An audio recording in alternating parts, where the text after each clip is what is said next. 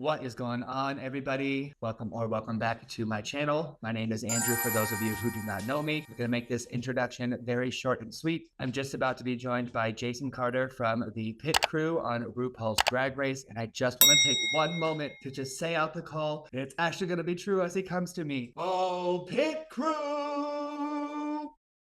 What is going on, everybody? Welcome back to my channel. My name is Andrew, for those of you who do not know me, and today I am joined by Jason Carter from the pit crew on RuPaul's Drag Race. Hi, Jason. How are you? Hello, Andrew. Hi, I'm good. Thank you for having me on the show. It's great to be here. Thank you so much for coming. This is the second official episode now of my new little Drinking the Tea Kiki segment that I've started here on my channel. Super lucky to be joined by Trinity the Tuck a couple of weeks ago, who is obviously a winner of All Stars 4. She taught me how to do drag. I've never done it before, and now I'm joined by one of the members of the pit crew.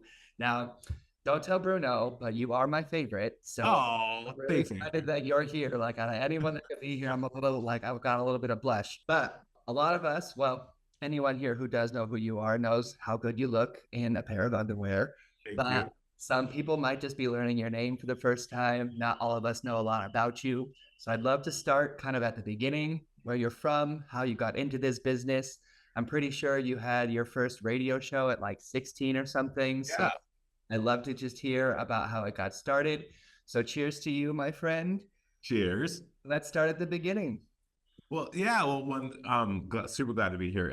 Thank you for all the kind words and the warm welcome, Andrew. Yeah, man. I'm originally from Albuquerque, New Mexico. I grew up there since I was like 2, so I'm like from New Mexico. And I got my start in this business at 7. I was a dancer, and I was just doing a lot of local stuff back home. And then fast forward to my teen years, I auditioned for a local TV show in Albuquerque on Fox back then, and I got cast on the show, and I ended up hosting it from 16 through 22. And it's like iconic now, even though like the show's been off the air for like 20 years now. It gets like thousands of views because it was so emblematic of a generation. And like now that we're all older, those people's kids are learning about it. And that just sent me on a path of everything I've been doing since. I went from television to radio to dancing professionally in Los Angeles, back to television. And then in 2010, that's when I got cast on Drag Race, which was the whole thing.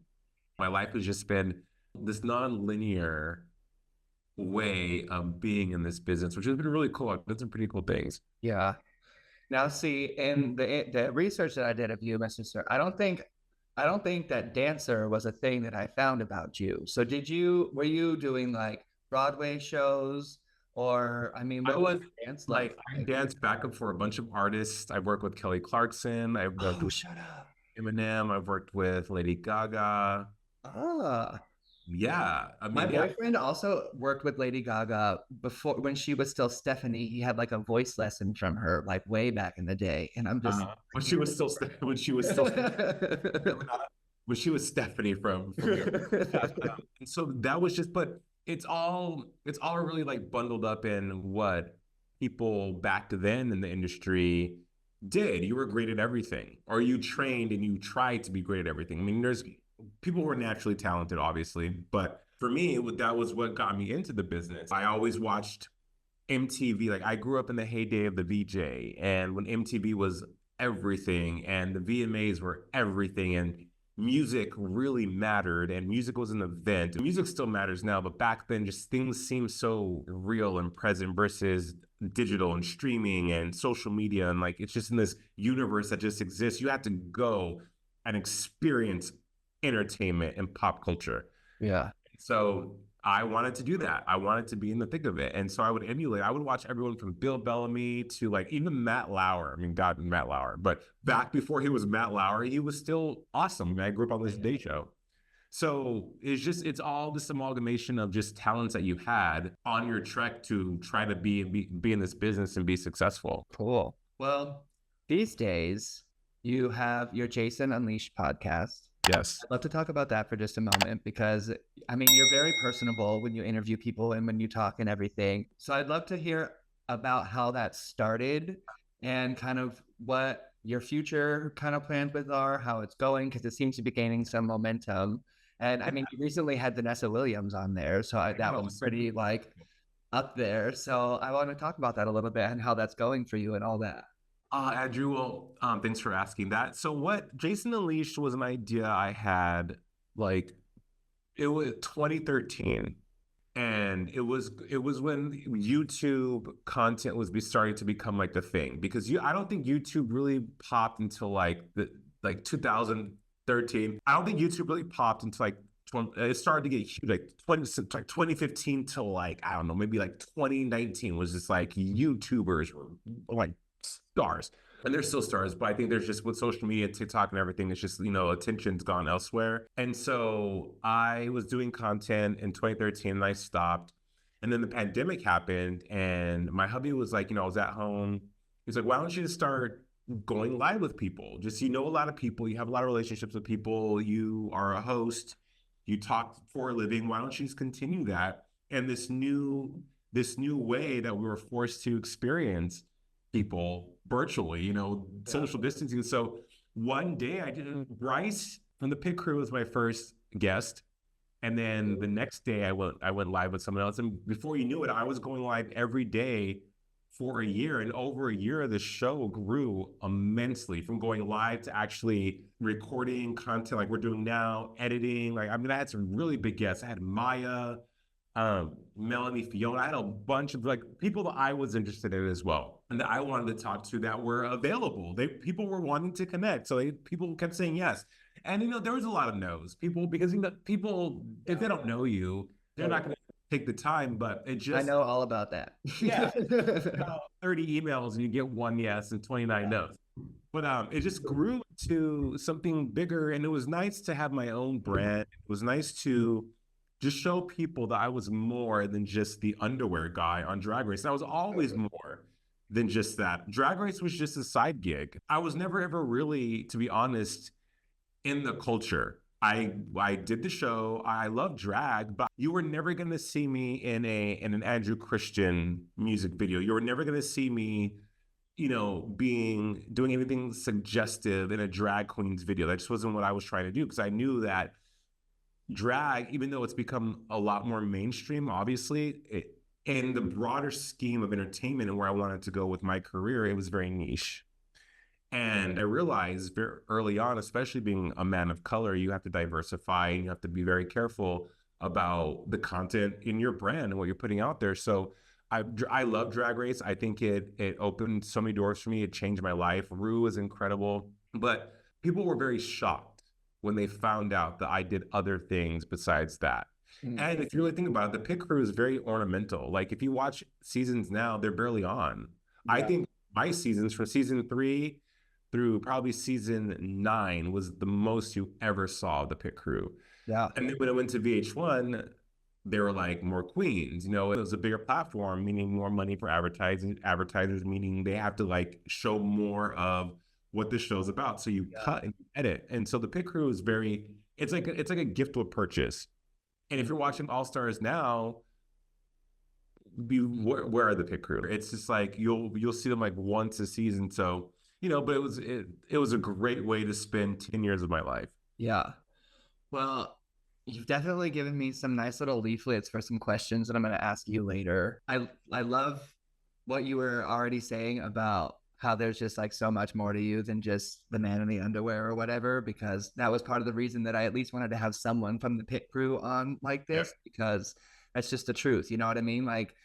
Ornamental, like you said, you're just kind of there as little puppets, I guess, in some sort of sense, and there's just more to you. But with Jason Unleashed, I just had one other little question. Sure. All the people that you have been able to interview and talk with and how it's grown. I'm just wondering if there's anyone that you have yet to interview that you would love to, but haven't had the opportunity.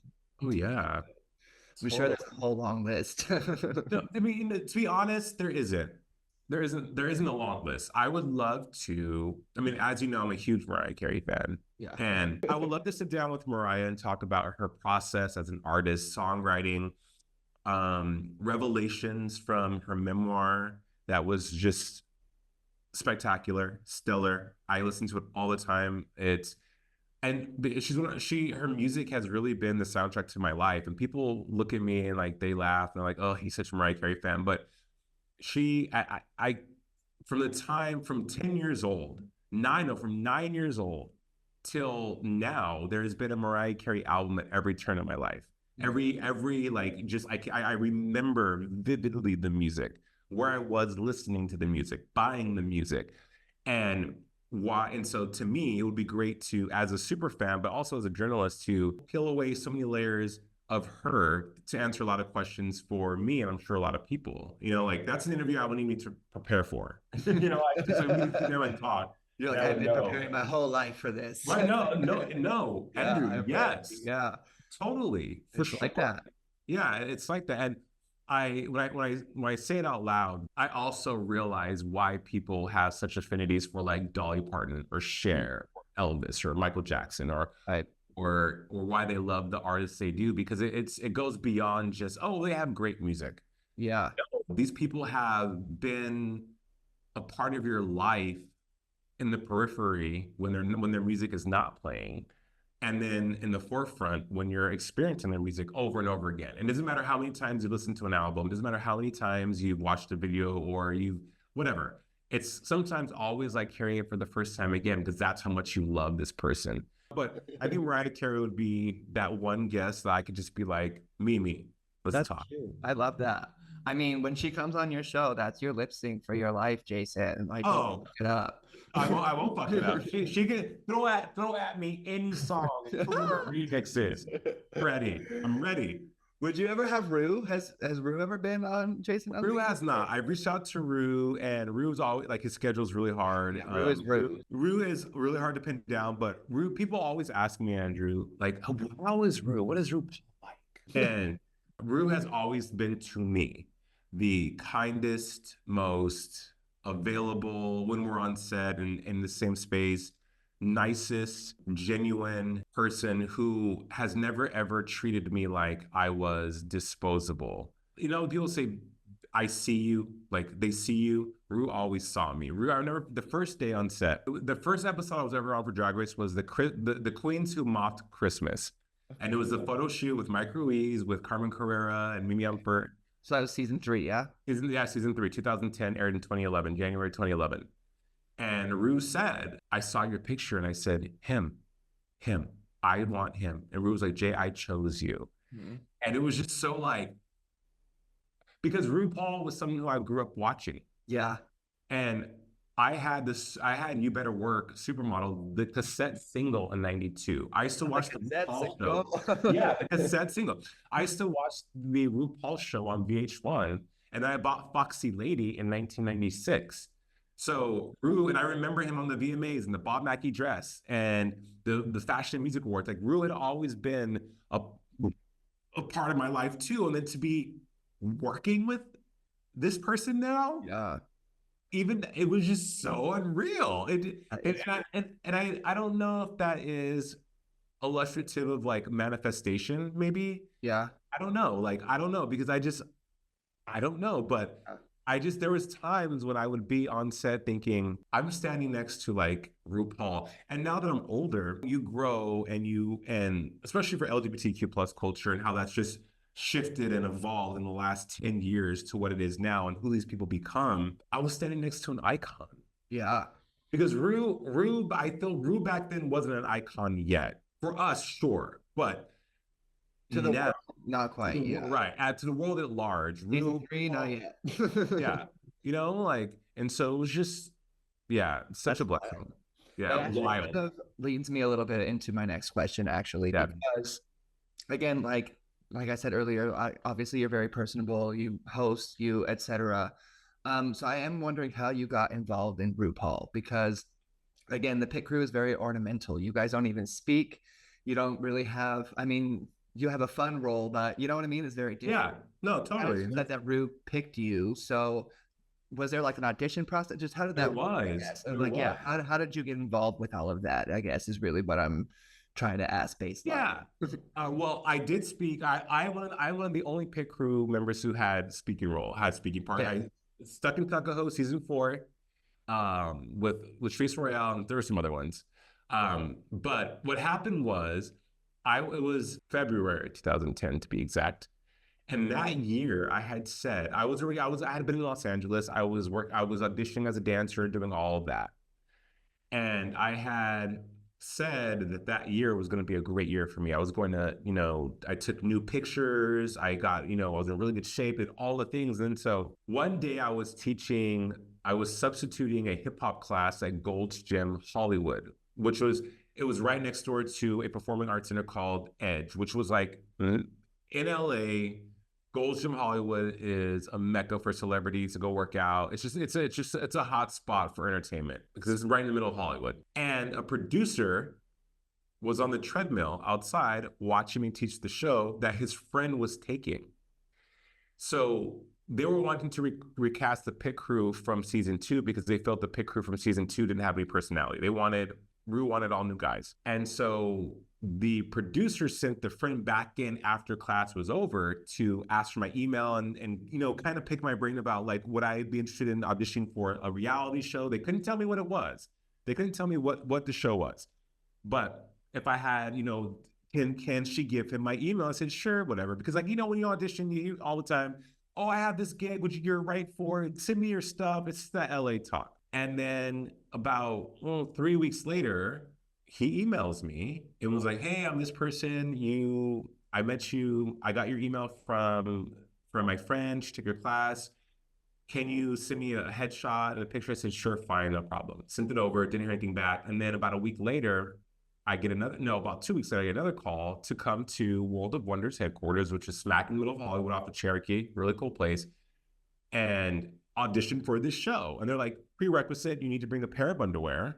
Like, what kind of casting couch situation is this? And so, it was a Wednesday. I was doing nothing. I said, sure, I'll come.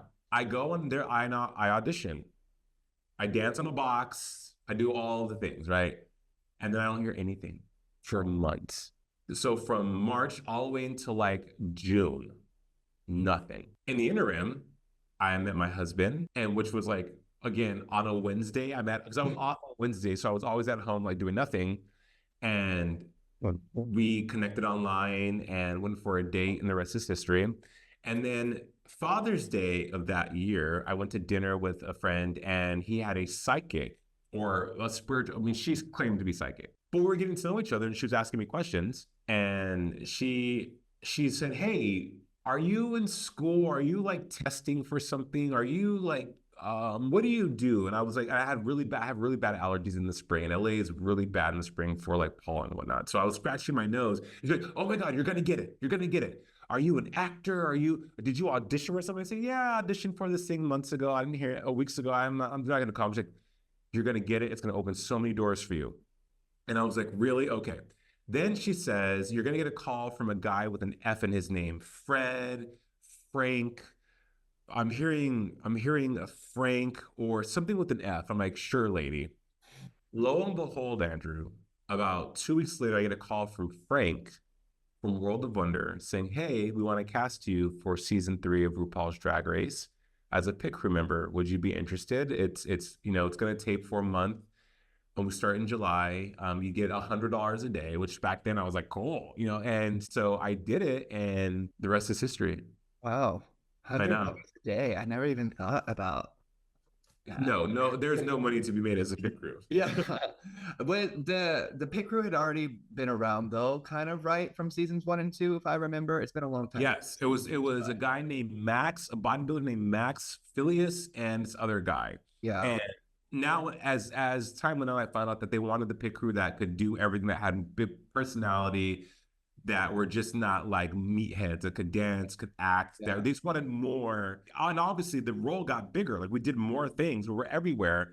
And we had to do press, and we had to be a part of the show. And I knew, growing up in entertainment, what that entailed, how you have to be on set and off set, yeah, and how to be a talent, and interviews and talking to people and navigating Hollywood, if you will. Yeah. So I guess they wanted people who could do that, and the people before were just bodies with no personality. Yeah. Well, I also think it's kind of interesting that you said or mentioned how Rube, picked you after seeing your picture, because honestly, from a viewer's standpoint, I always felt like during your time on the show, you were kind of like the number one pit crew member. So I don't know if that was like truthful or not, but I always like, I just think it's interesting because I guess I could see like his affinity toward you in that Yeah. regard. Um, Well, it but was. I think. I think Andrew. I was the longest running pit crew member up until yeah, this year. Bryce. because you were Bryce on until what, season 12? season 12. Right. 12? Okay, yeah. So Yeah. longest running until Bryce. Right. And so now Bryce is because Bryce came on in 2014. Now it's 2024, so 10 years later. But I guess because of how I grew up in the business and how my work ethic and how I mean, essentially, World of Wonder was like Jason jump, and I was always like, how high? Yeah. Because though it wasn't hard. You know what I mean? Like there's a lot of people who get opportunity that squander and sabotage opportunity because they don't have the ethic or the knowledge or the discipline to withhold and or to withhold themselves from doing stupid shit or to make sure that they're professional at all times. They say that when you receive what you've prayed for, pray for the discipline to keep it. Really? And I agree with that. It's not you can be given an opportunity and completely just like I said, squander it and destroy it because you don't have the maturity or the awareness to see it through. You don't have in that and that's and I was lucky enough to have grown up building that and knowing that and having the trials and errors and all that and the mistakes made behind me so I can go forward and be fully successful in whatever I was trying to do. I mean, it sounds like you had obviously a very amazing experience during your run. Yeah, for sure. What ended up, I mean, why did you leave? I know now you live in Florida. Is that is that the only reason you just moved? Yeah, we just moved. So the pandemic happened, obviously in 2020. In Los Angeles, it was like the end of the world. It was nuts. And my husband is a lawyer, and so we had an opportunity to come and do some stuff here in Florida, and it just things lined up to where it was the right move for us. And back then, Florida was very open. So to California and to World of Wonder, they were just like, that's a liability because if they're not, it's very responsible of World of Wonder to be like, okay, cool, Jay, if you want to be on this show, you have to be here as a local, meaning that they're not going to fly me in. Like I have to be there as a local. Also, I have to quarantine for 14 days, take a test, then quarantine another 3 days before I could arrive on set. Now, financially, that made no sense. It just made no sense. And so it just was the perfect time to be like, you know what? Been a good run. It's not going to work out. And then World of Wonder was great. There was no bad blood, nothing. It was just, I just moved. Yeah, totally. Just moved. That was it. Also, that kind of answers a question I have in a minute. So I was gonna ask, like, if they put you all like in a house together or anything like that. I think there's some sort of like, I think people have some like fantasy that you all like live together and like have pillow fights in your underwear with feathers flying around. All, you know what I mean? All that. No, I mean you have to be local. Like that's a stipulation to. Right. Well, yeah, because like it just makes sense. I mean, no, I didn't have to be local. I could have easily flown back and forth For yourself, yeah. Right, for myself on my dime. Yeah, okay. They weren't like they're not gonna because I was always high. It's a non-union job, so essentially the pit crew are just employees of World of Wonder that appear on camera. We're not protected by a union, right? And so for me, just like I said, financially it didn't make any sense. And I mean, I really don't talk to any of the guys. I mean, we see each other on social, but all of us were never really that close because we were all so different and we all had our own lives outside of the show. And, again, it's like being forced to work together. But it was fun though. Like we all got along. We're all friends, but me and Bryce probably hung out the most outside of the show versus me and Sean or me and Miles or me and Simon and I never got to work with the new guys because I was gone, the new guys, like the new ones. But no, we weren't living it wasn't like some summer house Bravo situation where we rent a house and we're just there and we were drinking, cocktails outside. I mean, that is the fantasy that they portray. I know. I mean, there's a lot of fantasies. Sorry to ruin the fantasy, but no, it's never happened. It's just how it is. I have a tiny little 5-question trivia. Okay. That I put in. That's technically now the Kiki part because I have a little tequila over here. Sure. Yeah, I know. Is that your drink of choice? Always tequila? Yes and no. But I just thought it was kind of cute because like Kiki, and I was like, oh, that's like spilling Yeah. tea and like all these things. So I don't know, just kind of like went with the thing. And I thought this kind of like little segment about having like trivia stuff is just like a fun like drinking game. So Okay. Cool. Let's I do it. have 5 questions. They're 5 questions. they're all about mini challenges that Okay. you have partaken in. Oh, These wow. questions are in chronological order as they've Okay. happened. And if you get it right, I take a drink. And if you Okay. get it wrong, you've got your caffeine or your tea or whatever. Your Yes. that might be actual tea, so that's even great. It's your mate. Okay, perfect. Well, so yeah, just 5 quick questions. First up, in season 7, episode 6, Rue Hollywood Stories. During the Monster in Your Pants mini challenge, what number did you have in your junk? Was it 4? It was not. It was 6.5. So Well, that would be your drink, my friend. and that was a lot. Definitely larger than 6.5. I'm glad. Well, I'm glad. Well, at least it wasn't 4 either. But I was gonna Right. like, was it 6.5? Oh, what's that? Shady. No, it was a little shady. But you gotta keep the kids wondering. I was keep the kids. Ew, you gotta keep the girls wondering. Well, speaking of shady, Yeah. in the episode Shady Politics, which was season 8, episode 7, what was the trivia fun fact that Rue presented Derek Barry with that had him place you on the bottom bunk when they were splitting whether you were in the top or bottom? Andrew, I don't freaking remember. Wow. Wow. Okay, super fan. You might get some of No, I'm gonna give you a Vanessa Badgie response. The fun fact is, you can answer the fun fact. Who is the golden girl that you relate the most to? Oh, I would say Blanche. Yeah, that was the fun fact. Was that Oh. your golden girl was Blanche Devereaux. And Blanche so Devereaux. So he says you're a bottom, and so he put you on the bottom bunk. So Derek Barry. that is also your drink. Oh, cheers. In All Stars 2, episode 6, during the drag fish tank beastly butt golf game, what position and flag did you hold during that game? When they had, for the challenge, they had like, it was wrapped around their waist and the ball was like hung down in a sack and they had to like shift their hips. And Yeah. What position? The flag. Was I goalie? You were the final flag. Yes, I'll give you that point. You were the big pink hole at the end. Oh, the pink hole at the end. That was you, and I will definitely drink to that. Yeah. Wait, did you go back and watch all these episodes to get these questions? No.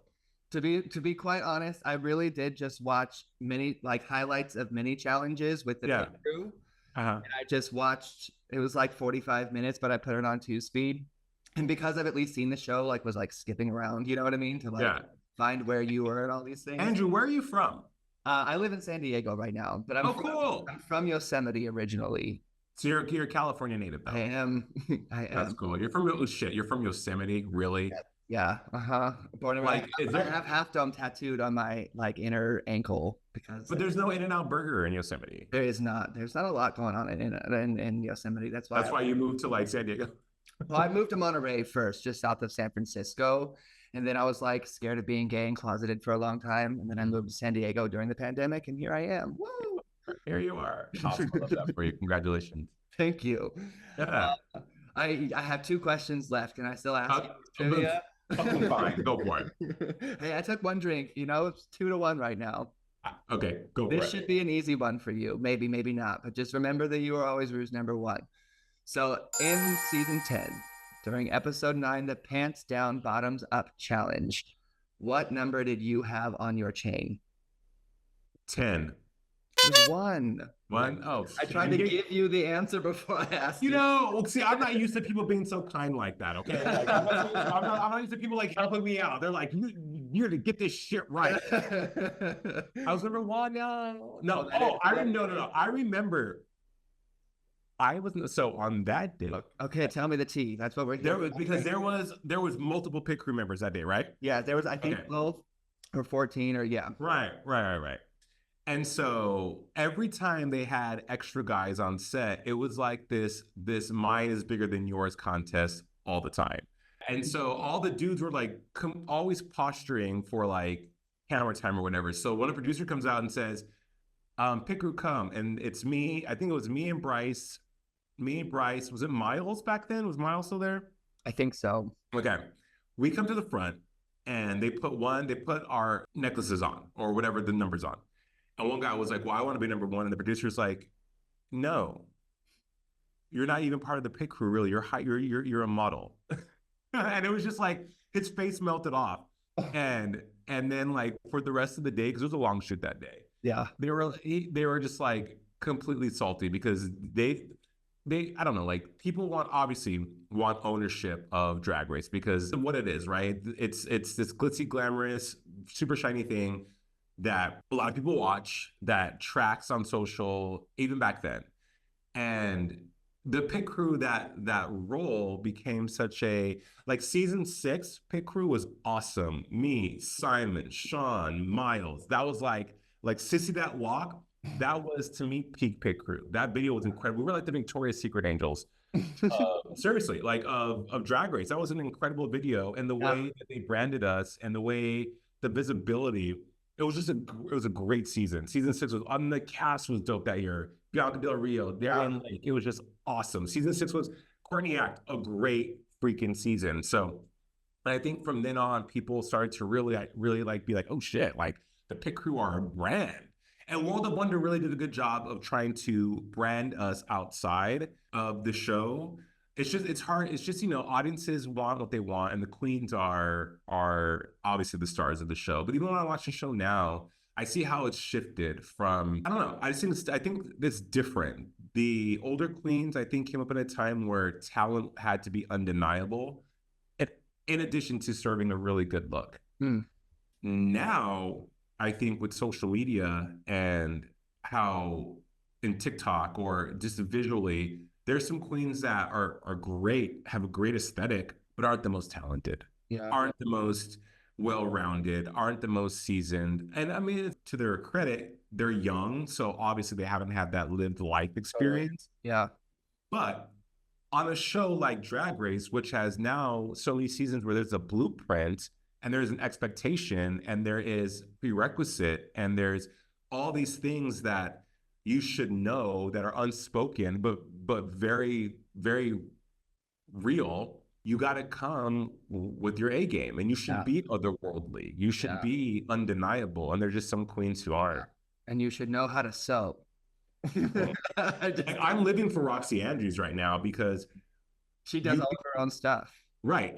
But you can see his growth from season 5. Totally. Just, you know what I mean? Like, just, and the effortlessness of his skill now is just like, I'm an all-star. I'm Roxy Andrews. I paid my dues. I have arrived, and I like what, like, I'm just here being fierce. I mean, what do you want from me? And it's a nice, it's easy. It's not like he's trying to be something or he has like a catchphrase. It's just him like, I've done this before. I'm back to do it again. Let's go. I love that. I have one last trivia question for you. And no more of those. But just in season 11, during the Drag Race Cadabra episode of episode 10, the Balls to the Wall mini challenge, who was your partner during that challenge? Was it Miss Cracker? Miss Cracker was season 10. I know. So, no, we're in season 11. I know there's a lot of different queens, but it was Sugar Cane. Oh, yeah. See, it all blends together. I'm sure it does. I know. I really wanted to hit you hard with those questions. Well, you did. Thanks for the investigative journalism. You're welcome, but I'll still give a drink to you, and thank you for answering. So, quick other little questions here. I also would love to know if you've ever done drag. If you haven't, if you would. And also, if you were ever to be hypothetically a contestant on the show, what would your storyline have been? Are you villain? Are you trade? Are you etc.? Like what would your drag line be like? I love that. Andrew, you're awesome. So are you, Jason. First question: have I ever done drag? Coupled with have would I do drag? I have never done drag. Okay. And I haven't. And people ask me all the time, like, why haven't you done drag? I just never had the opportunity to do it. Would I do drag? I would. Massive perfectionist. So I would have to be painted by like Raven, Chanel. Great. Oh my God, Chanel. Right. Like I'm the greats. Like no one beats it. Delta, the greats. Matthew Anderson. And I would want to be, what would be my edit? Would I get the villain edit? Would I get my edit would be, I'd want to be Trade because I think there's something really cool, like watching Plastique Tiara, for instance. My husband's always like, he's such a cute guy. But then in drag, it's just like the illusion is so actualized. It's like executed. Perfection every single. So sorry. The mailman just dropped off the mail. Oh, go get the dog. Bring him in. No, they're inside. He's What outside. type of dogs are they? I have a German Shepherd Hound, and my boyfriend has a little miniature Schnauzer. Ah, cute doggies, cute doggo. Piper Ann. Piper Ann, really? Piper, that's Piper right there, and then that's Anakin. Oh, are you a Star Wars fan? Yeah, and then so Anakin is my boyfriend's dog. We've had him since puppy, and then Piper is my rescue dog. I've had her she was 5 when I got her, but now she's 13, so she's getting up there in age. But yeah, sorry about that. I have 2 dogs. I get it. Anyway, I would be the Trade because I think it's cool to like Cameron Michaels. Like everyone's like, oh my God, so hot, and then like in drag, so hot. So I'd want that. Cameron and Mayhem were actually the first 2 drag queens I ever saw live. Really? Mayhem's dope. When I moved here to San Diego, Mayhem was the host, and I had no idea who they are, and everyone was freaking out because it was like right fresh off of season 10, and I was like, okay. And then, but then from then on, you're like, oh my God, I was that close to that. What did I do? So, just a couple other questions. I won't take up too much more of your time, but I am curious. Like, are you all able to like interact with the queens off camera at all? Has any of the pit crew ever dated any of the queens at all or anything like that? Well, it's a competition show. So let me run through a normal day on set. So a normal day on set is everyone's sequestered. The queens obviously are off. They're sequestered. They're brought onto set. You know, there's multiple things going on throughout the day. We are on set. If we're in the mini challenge, we will be in our holding until we are called. We'll go into the workroom, do the mini challenge. We are released because it's a competition show. So to protect the integrity of the show, you can't talk a lot. Yeah. So that's been a lot of what has happened. And for me, like on set, we say hi and, you know, but you're not, it's always in passing because the show, it moves so fast. They tape so much in a month. They tape a full series. They tape 2 full series in like a month. Flagship, All Stars, back to back. So there's not a lot of time to talk to the queens. Now you get to talk to like everyone else, like the guest stars, because you know you're in the same dressing rooms, and that's cool. Yeah. As far as dating, I've been with my husband the whole time I was on Drag Race, so I've never dated anyone. I don't think anyone's dated. Any of the pit crews dated anyone. Bryce is straight. He just got engaged. Sean was in a relationship. Miles was in a relationship. I don't think anyone's dated any of the queens. Interesting. Yeah. Or, I mean, I can't say hooked up. Maybe there may have been some tests or some wild nights, but no, I don't think I mean, you would have heard about a relationship. Totally. Because there's no way. Drag queens are not like, you know, Ben and Jennifer. They're not going to try to keep their relationship secret. They're like, yeah, I'm with this, you know, like, yeah. Yeah. I mean, what is your, like in the day-to-day life, what is your call time like? Like how far in advance do you have to be there? Like, do you have to have body makeup put on, or do they just be in your underwear and just like derobe when you get here? And like, that's kind of it. No, we show up in our regular clothes, and then, you know, wardrobe will be like, hey, this is no one, the underwear are sponsored by a sponsor. So it's like Andrew Christian or Aussie Bum or Just In Case or whatever, like whoever was sponsoring that year, they would just they would pick it out, put it on the table for us to put our names on it. Then makeup would come in. We were always in shape, so there was nothing that had to be painted on. Makeup would come in, we'd get our makeup, they'd oil us up. There'd be a person on set to oil us if we needed. And that was it. And we were a rope, this rope, go on. When we're done, put a rope back on, go up, and that's it. And then we weren't holding because if there is a mini challenge and there's a maxi challenge, then that's a long day of shooting to be on set. I mean, we were on set one day from 7 a.m. till like midnight one time, which is cool. It's fun. It's cool. Yeah. Yeah. I mean, so it's just, it's really not as involved as you would think. Yeah. I've only seen 2 eliminations. Wow. Season four, and someone, I think it was season 8. But it was Milan in season 4, Okay. and then I can't remember what it was. Another big one. I have to really think about it, but it was massive. Like people were crying. I was like a big day on set because I think it might have been All Stars with Shangela. That was crazy. Yeah, it was a crazy day. Yeah, it might have been because Trinity won. No, I mean Trixie won that year. But we don't get to see all of the challenges. Out of all the queens that you have worked with, and I know that you even had like a number of them that have like been on your show and that you talked to outside, like, is there one, you can even name a few, like top queens that you've worked with, like ones that really stand out as like they were super great and super kind and, you know, etc. Like who's been some of the best that you've been around? The best, I'll give you the best, was Shangela. And the reason why was because in 2010 for season 3, that was Shangela's comeback from season 2. Right. And it's funny how the universe works out, Andrew, because I had met Shangela. So here's how another reason why I knew that Drag Race was destined. I hosted an event with Shangela in January of 2010. Okay. And she had already been cast for Drag Race. Okay. Season 3. And World of Wonder was at this event that I hosted with Shangela. Wow. Then the same guy. Then a week later, I went to a pool party with people that were from World of Wonder. And they were there. And Shangela was there. I had met her, and then she had reached out to me on Facebook and was like, hey, I'm competing in Entertainer of the Year in Louisville, Kentucky. Do you want to go and be a backup dancer for me? All expense paid. I'm like, yeah, cool, great. You know, and I had no idea Shangela was going to be on Drag Race. Yeah.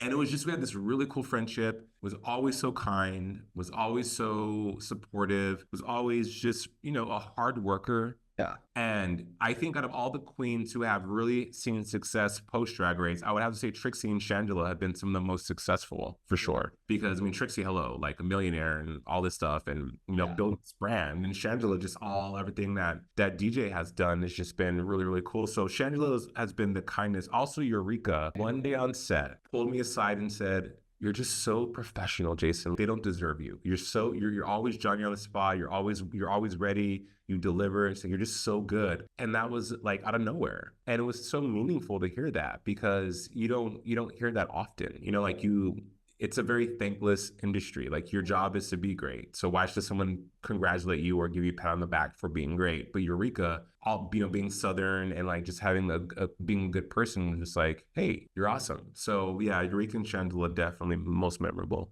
I love that. And I have to admit, I'm a big fan of both of them. So I approve of this message. I'm also a big fan of Trixie too. But yeah, I do love Shangela and I love Eureka. And I am wondering because I teach yoga and I'm like 2 weeks away from getting my NASM certification for personal training. So like I've been pretty like deep dive in fitness world recently. And you mentioned like obviously like the, you know, pit crew, you're all very like buff and scruff and whatever. But I am wondering if they have like a particular diet plan or exercise that you have to follow or what you do to like keep up with yourself or like what your kind of like exercise and fitness routine is like to keep up with your physique. For me, it was cocaine and cigarettes, but then no, it wasn't. I mean, it was LA, so I don't know. I don't put anything past y'all. No, it wasn't cocaine and cigarettes. No, I mean, it was just consistency, staying in the gym. You know, like I think as I've gotten older, because I'm 44 now, and as I've gotten older, it's like your body changes, and so you have to make adjustments. But back then, God, 44, I can't believe I just said that out loud. Were you in your 30s the whole time? Yeah, I had just turned 30 when I did Drag Race. Okay. I just turned. I know people think I'm way younger. Yeah, no, I thought you were like, I thought that was a 20s job for you. No, it was in the 30s, but I still look at well, obviously, but anyway, please carry on. Andrew, how old are you? I just turned 35 on the 1st. Baby. Yeah, I know, I'm such a child. But I'm getting old. I got some grays coming in, so. Oh, hey, it's just wisdom, man. But we just, yeah, I mean, everyone, like Simon was in really good shape. It just depended, like, the good thing about Drag Race is that they let you know you're coming back on the show like a month out.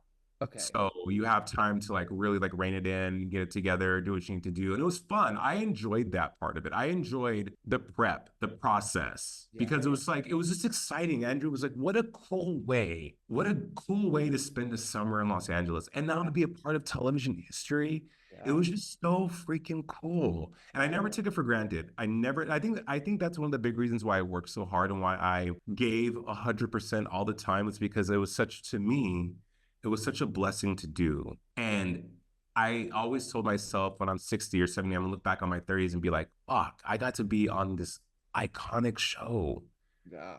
that's loved around the world and means so much to so many people, like, and so the getting ready was always great. So staying in shape was just fun. It was like, yeah, hell yeah. It gave me purpose. Yeah. I just struggle with the diet all the time. I mean, it's hard. Diet's hard. The diet is the worst part. I'm like, please just let me have pizza and like cheese and beer and all those things. Like, No, not beer. I do not beer. No, no. I like craft beer. Gross. No. I used to work in a brewery. That was when I learned. There's breweries in Yosemite? What? Not in Yosemite. No, I worked at a brewery in Monterey. Oh, that's cool. Okay, so Jason, Yes. let's pretend for 1 second. Again, let's put you back into you're a contestant on the show. You've made it to the top four. It's the end.